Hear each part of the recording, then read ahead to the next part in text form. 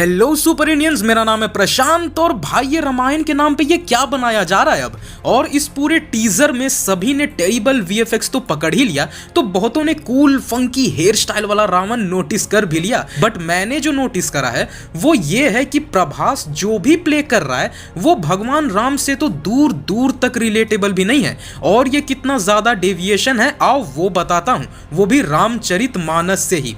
And मैं code भी दे देता हूँ, तो ये मेरी रामचरितमानस है तुलसीदास जी की लिखी हुई, जिसका कोड है 1402। और आज वीडियो में पॉइंट्स मैं यहीं से डालूंगा। सो बिना किसी देरी के चलिए शुरू करते हैं। तो सबसे पहले बात करते हैं टीजर के थर्ड क्लास वीएफएक्स की, जिससे अच्छा आज का 3D कार्टून्स बनता है भाई। साइड बाय साइड कंपैरिजन के लिए तुम एक बार रामायण दी एपिक मूवी को उठा लो जो 2010 में आई थी। अब ये एक एनिमेटेड मूवी थी, बट स्टिल इसके कैरेक्टर डिजाइन आदि पुरुष के वानर सेना से वे बेटर हैं। तुम अगर टीजर में ध्यान दोगे तो एक शॉट में तुम्हें बाली और सुग्रीव की फाइट की एक झलक भी दिखेगी। अब तुम रामायण दी एपिक के बाली और सुग्रीव की लड़ाई को याद करो एक बार। I mean, ये इतना ज्यादा बजट डाल कहां रहे हैं यार, सीरियसली। इससे अच्छा एक 3D एनिमेशन बना देते, थोड़ा क्रिएटिव आइडियाज लेके, तो इससे बढ़िया रिजल्ट मिल जाता। वहीं प्रभास के बॉडी पे वीएफएक्स, आई मीन ये क्या बात हुई यार। ये बॉडी पे वीएफएक्स ना लगा के पैसे बचा के थोड़ा कैरेक्टर डिजाइन सुधार लेते। Now coming to next part, Ravan. अब इन्हें कोई समझाओ, रावण कोई ऐरा गैरा बीइंग या विलन नहीं है। ब्राह्मण कुल से बिलोंग करने वाला, नवग्रह विजेता, प्रकांड विद्वान, वेदों शास्त्रों का महाज्ञानी और शिव जी का महाभक्त। ये वो प्रतापी है जिसके सिर्फ पुत्र ने देवों के अहंकार को धूल में मिला दिया था और स्वयं इंद्र को अमरावती से बाहर फेंक दिया था। तो फिर एग्जीक्यूशन और रिप्रेजेंटेशन वैसी क्यों नहीं है? इनका रावण ऐसा वाइब क्यों दे रहा है जो कि एक परम ज्ञानी कम और मसाला मूवी का माफिया विलन ज्यादा लग रहा है? मुझे एक चीज जानना है, इन्हें लिटरली आइडिया भी है कि ये किस महागाथा के साथ डील कर रहे हैं या ये बस दौड़ पड़े मूवी बनाने के लिए? बट अभी रुको, अभी आते हैं मेरे मेन मुद्दे पे, यानी भगवान राम का रिप्रेजेंटेशन। सबसे पहले ये टीजर शुरू हुआ प्रभास के डायलॉग्स से, जो कि मूवी के पर्सपेक्टिव से भगवान राम की वाणी है। अब भगवान राम इतने एजी और मोनोलॉग मारने वाले और अपनी वाणी को ऊंचा करके ललकारने वाले नहीं हैं, बल्कि उनका चरित्र एक एपिटोम है आइडियलिटी का। ये एटीट्यूड और सेल्फ ऑफ सुप्रीमेसी जो ये टीजर से दिखा रहे हैं वो तो उनके अंदर थी ही नहीं।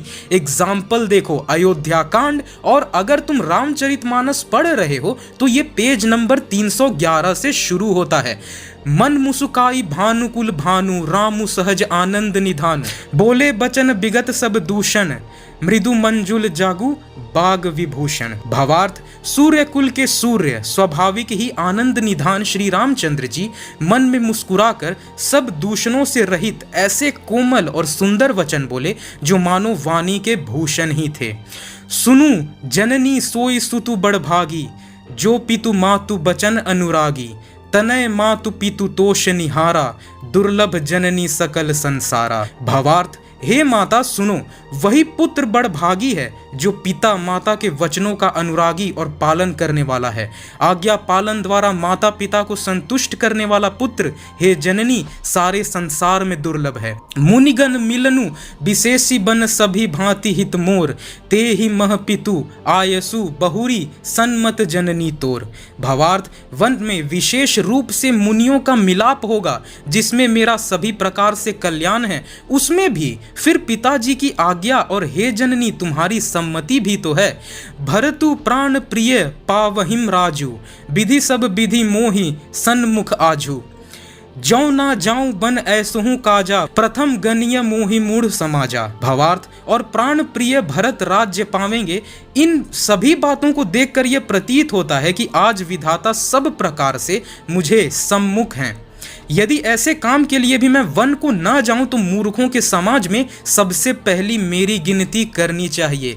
सेवहिम अरड़ू कल्पतरु त्यागी परिहरि अमृत लेहिम बिषुमागी तेउ न पाई अस समूह चुकाही देखू बिचारी मातु मन माही। भावार्थ, जो कल्प वृक्ष को छोड़कर ऋण की सेवा करते हैं और अमृत त्याग कर विष मांग लेते हैं, हे माता तुम मन में विचार कर देखो, वे महामूर्ख भी ऐसा मौका पाकर कभी न चूकेंगे। अम्ब एक दुखु मुहि विशेषी निपट बिकल नर नायकु देखी थोड़ी ही बात पिता दुख भारी होती प्रीतति न मोहि महतारी। भावार्थ, हे माता मुझे एक ही दुख विशेष रूप से हो रहा है, वह महाराज को अत्यंत व्याकुल देखकर। इस थोड़ी सी बात के लिए ही पिताजी को इतना भारी दुख है। हे माता मुझे इस बात पर विश्वास नहीं होता। राव धीर गुण उदधि अगाधु भा मोहिते कछु बड़ अपराधु जाते मोहि न कहत कछु राउ मोरी सपथ तो ही कहू सती भाऊ। भावार्थ, क्योंकि महाराज तो बड़े ही धीर और गुणों के अथाह समुद्र हैं, अवश्य ही मुझसे कोई बड़ा अपराध हो गया है जिसके कारण महाराज मुझसे कुछ नहीं कहते। तुम्हें मेरी सौगंध है माता, तुम सच सच कहो। तो ये है राम जी का चरित्र, जब उन्हें सबसे बड़ा त्याग करने के लिए भी कह दिया गया था, जो कि उन्हें भी पता था कि यहाँ पे धर्म की नीति किस तरह डगमगा चुकी है। उनके पिता राजा दशरथ किस तरह पुत्र प्रेम और अपने वचन के धर्म संकट में फंसे हुए हैं, फिर भी वो हंसते हंसते अपनी वाणी की शीतलता बनाते हुए बिना किसी मान के सब कुछ स्वीकार कर लिए। एंड सिर्फ यही नहीं गाइस, जब स्वयंवर में शिव जी के धनुष टूट जाने के बाद वहां परशुराम जी क्रोधित होके पहुंचते हैं कि मुझे बताओ किसने शिव जी के धनुष को तोड़ा है, और अगर नहीं बताए तो आज मैं इस सभा में बैठे हर एक क्षत्रिय का संहार कर दूंगा। तब भी रघुवंश मणि श्री राम जी ने अपनी शीतल वाणी से ही कहा था कि हे मुनिवर, शिव जी के धनुष को तोड़ने वाला आप ही का कोई दास होगा जिससे वो भूल हो गई होगी, कृपा करके आप उसे क्षमा कर दीजिए। तो राम जी ये हैं भाई, और ये मूवी में इस पूरे पर्सोना को बदल डाले। क्या यार, भगवान राम का चरित्र is like it is the Pinnacle of human ideality. ऐसे ही उन्हें पुरुषोत्तम नहीं कहते, बट अभी तो रुको, मैं कुछ और बताता हूं। टीजर में एक सीन है जहां श्री राम और मां सीता को दिखाया जा रहा है, जो कि मोस्ट प्रोबेबली एक गाना ही होगा।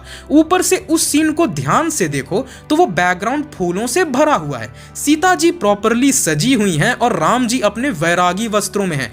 तो ये सीन एक्चुअली रामचरितमानस में तब की है जब मिथिला नरेश ने शिव जी का धनुष यज्ञ रखवाया था, और ये तुम बालकांड के पेज नंबर 186 से 191 तक में देख सकते हो। उस वक्त जब विश्वामित्र जी के साथ दोनों रघुवंश कुमार मिथिला नगरी में गए थे, तो अगले दिन दोनों भाई महल के बाग में जाते हैं, जहां मां पार्वती की पूजा करने अपने सखियों के साथ सीता जी भी पहुंचती हैं। उस वक्त सीता जी की एक सखी दोनों कुमारों को देख लेती है और जाके सीता जी से कहती हैं कि वो दोनों राजकुमार जो कल आए थे ना, वो भी अभी बाग में आए हुए हैं। एंड सीता जी को भी मंशा होती है कि जरा मैं भी तो देखूं। एंड वो जब देखने आती हैं, देन जब दोनों राजकुमार इन्हें देखते हैं तो सीता जी इतनी घबरा जाती हैं कि वो अपनी आंखें बंद कर लेती हैं।